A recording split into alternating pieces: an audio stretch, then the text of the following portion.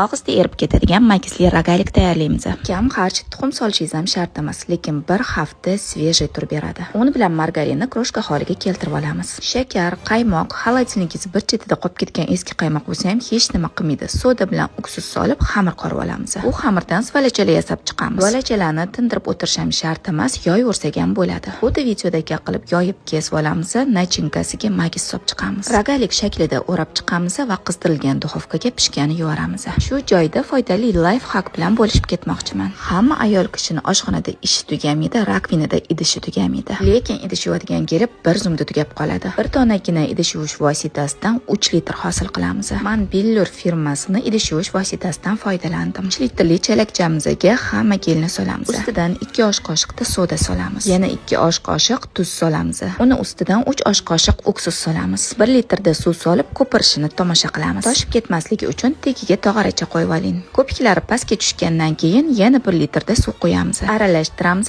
Gellari erigandan keyin yana 1 litrda suv qo'yamiz. Endi bu hosil bo'lgan gelda mazza qilib ko'pirtirib idishlarni yuvishingiz ham mumkin. Shir kuydiri ishlarda doim menga xizmat qiladigan bu rezinovoy supramni do'yib posli holatini ko'rishingiz mumkin. Makisli pechenyamiz ham pishib oldi. Ustidan ayamasdan saxrni pudra sepib dasturxonga tortamiz. Endi sizda og'zingizga so'zsiz erib ketadigan kam xarch makisli pechenye retsepti va foydali life hack retsepti bor. Yaqinlaringizga ulashib qo'ying, like bosib, saqlab olish esingizdan chiqmasin.